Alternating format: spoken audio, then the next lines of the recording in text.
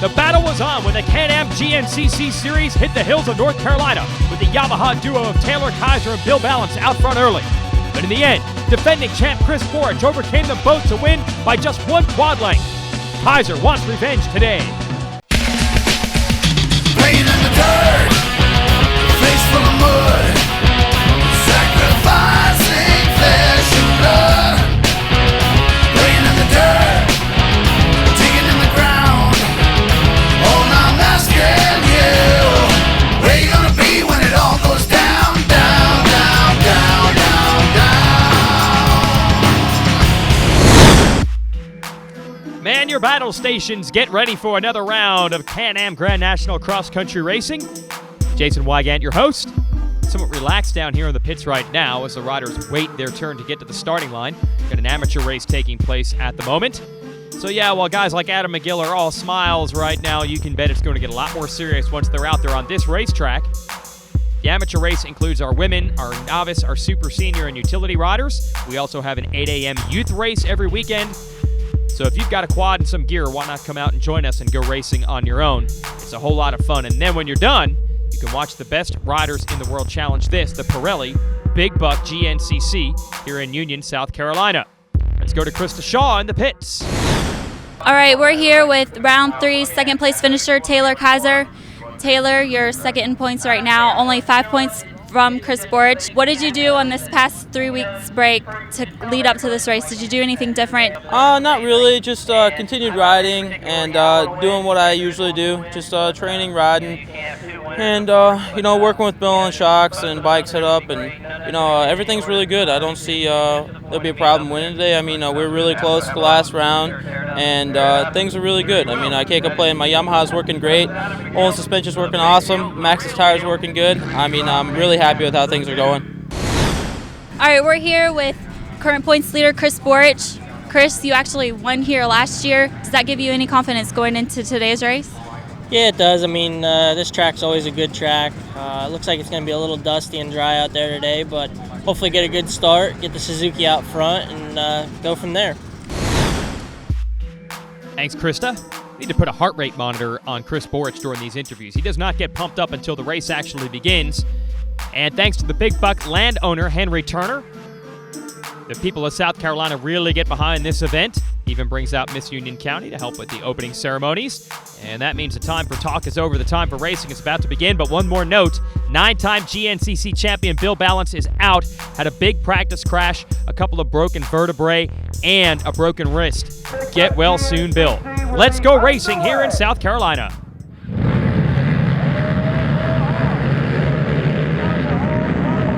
I'll tell you what, it's nearly an instant replay that started our last round with a couple of Oh, no! Well, how about that? Brian Cook to the inside steals the MotorcycleUSA.com Whole Shot Award on his factory FRE KTM. I thought it was going to be the Yamahas out front again. And Cook has got pressure immediately from Kaiser. And Borich is way back to the number 1 Suzuki, but yeah, that's familiar territory for him. Borich rarely gets these whole shots. He'll be there in the end, though. 15 of Jeff Pickens in the number 3 spot. There goes Don Ackerman on his customary number 7. There is Borich already moving up on the leaders. See how narrow this trail is early on. It's not very well defined. They will run some new fresh trail that's not used in our morning youth and amateur races, so these guys got to pick their way around. Typical bad start there for Chris Bithell, bringing up the rear of the field, but he had been able to work his way to the front a couple of times this year. Look at this. Dropping down into these ditches. It's still Cook in the lead. And these guys got to get a feel for this terrain because they are not able to practice or pre-run.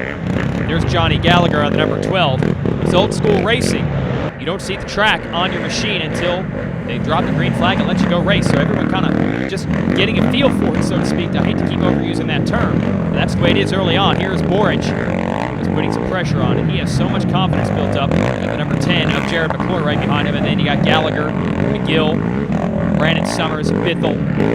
And there's Sloan Jackson on the number 330. We saw that Honda Privateer up there earlier in the year. And there's the distinctive Big Buck Creek Jump.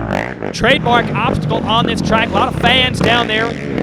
These guys at this level can jump that thing pretty easy. You see the nice soft landing you have when you're running nearly a foot of suspension travel on these machines. Now back in the day, Everyone used to run pretty much stock Honda 250R two-strokes, and you were lucky if you had 8 inches of travel on one of those.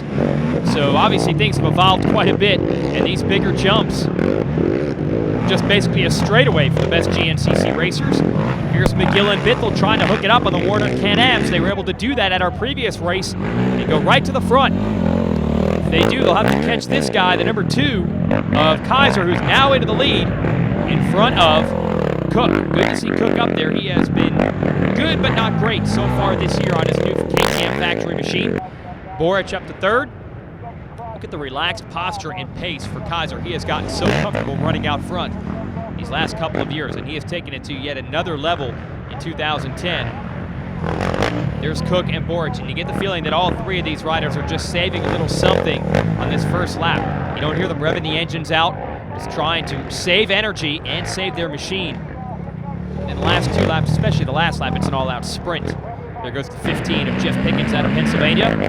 Right now, it's the Florida boy, Taylor Kaiser, out front. He has led a lot of laps this year and also got himself a win in our 2nd race in Georgia. And with Bill Balance out of the series with an injury, Kaiser is now Yamaha's number 1 threat to win this championship. So far, so good. Kaiser leading Cook and Boric as they go through the finish line on lap 1.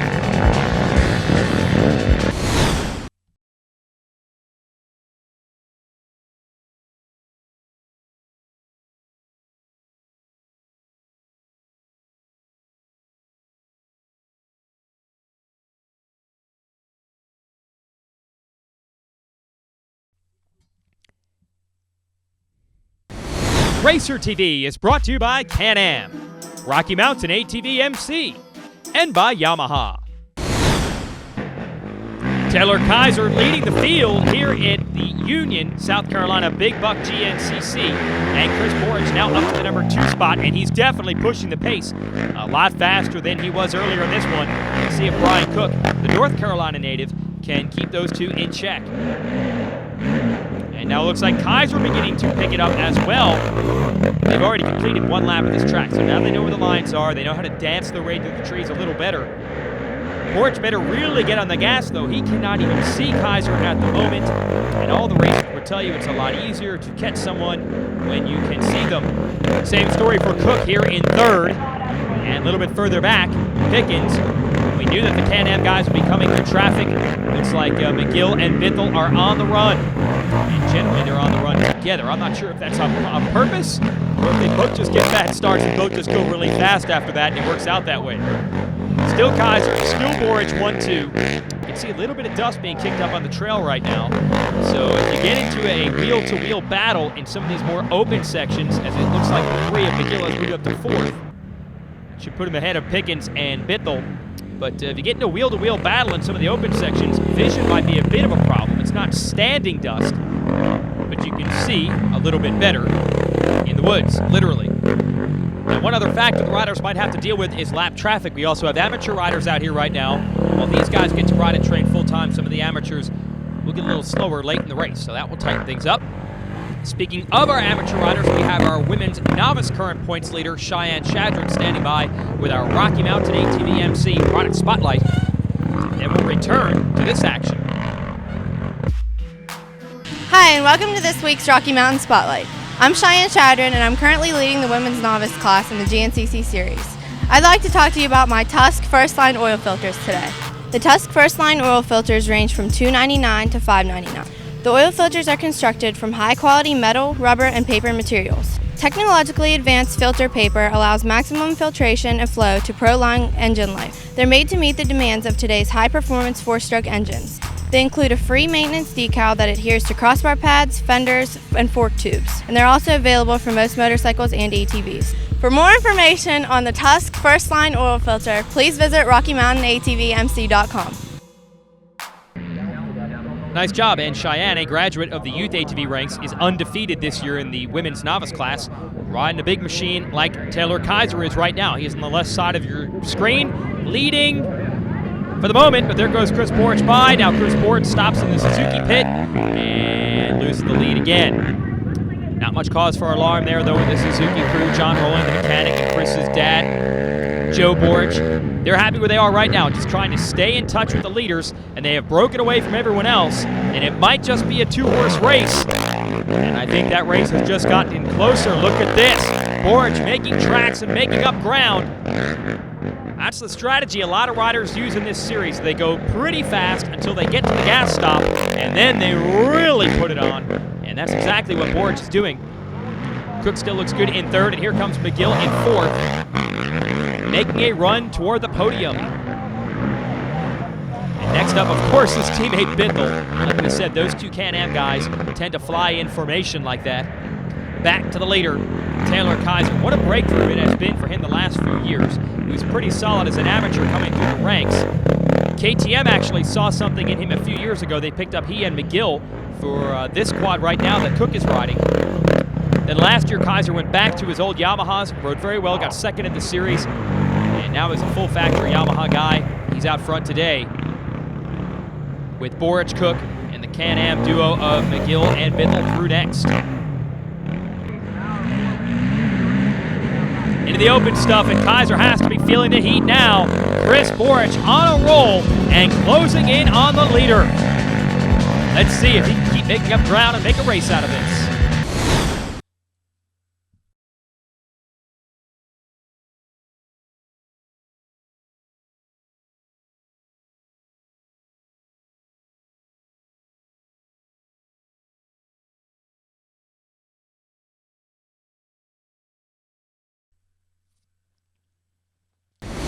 Racer TV is brought to you by Can-Am, Rocky Mountain ATV MC, and by Yamaha.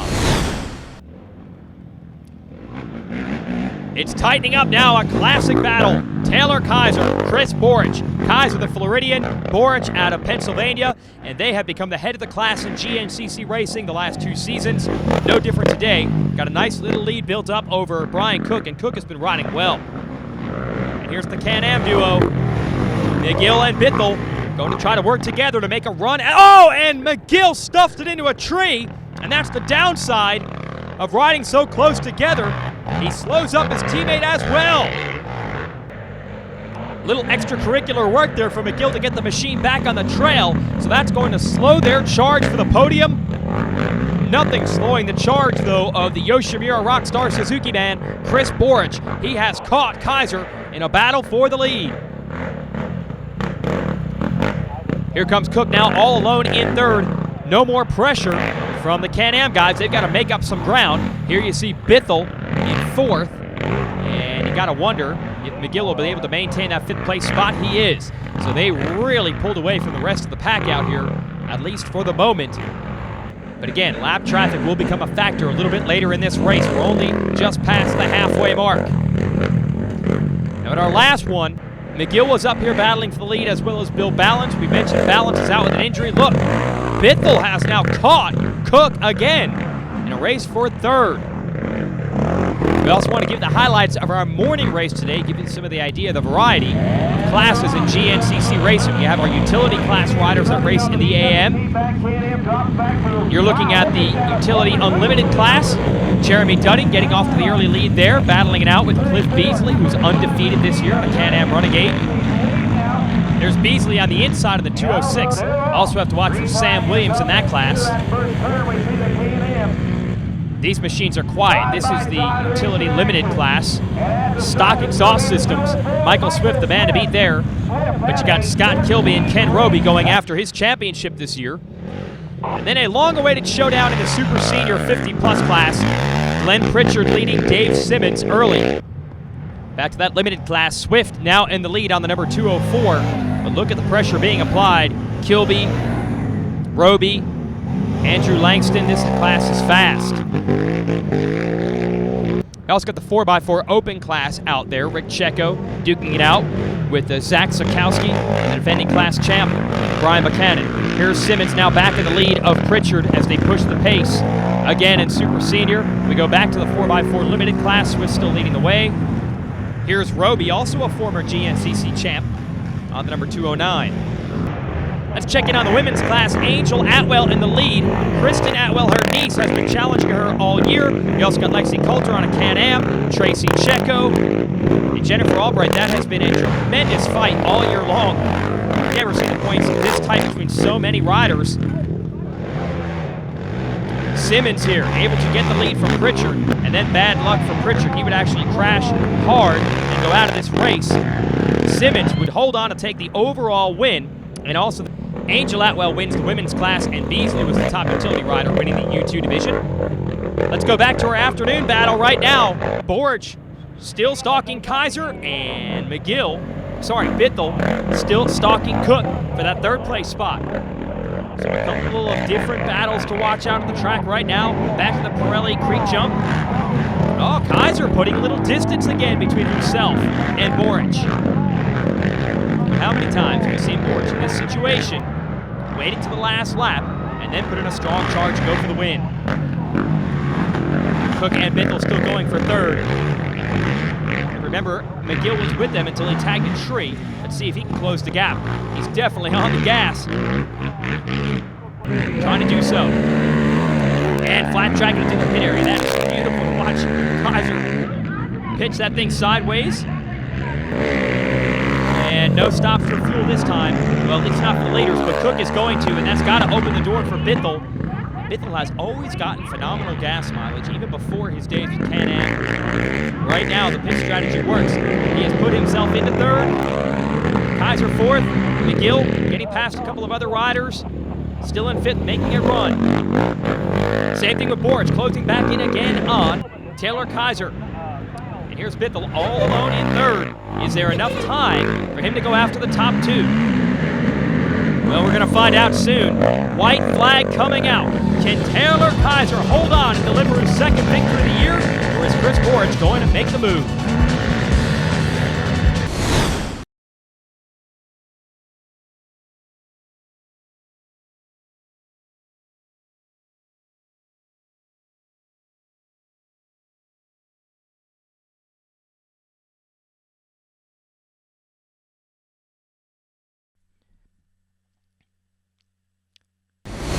Racer TV is brought to you by Can-Am, Rocky Mountain ATV MC, and by Yamaha. Well, it is a Yamaha leading a Suzuki here with a Can-Am in third and a KTM in fourth. Great racing here at this Pirelli Big Buck GNCC in South Carolina. And great to see so many different teams and so many different machines running up front, contending in this series. And oh, wait, we got a change. It's actually McGill up to fourth. And what happened to Cook? He's back to the number 5 spot, so a bit of a disappointment. Cook just still adjusting to that new KTM machine. He had been riding Yamahas and Hondas for a long, long time. Down to one of the few muddy sections of this track, down to the low levels. Still Kaiser over Borge. And look at Bithell, still pumping, still pushing, trying to close in and get within sight. And Cook responds and gets around McGill. And I don't know if there's any grudge between those two, but McGill did ride for the KTM team last year, and they decided to go with Cook now for 2010. Although I don't know if there's anything personal between those two riders. Certainly any position in front of you is one you want, though. And look at this. Borge has taken the lead.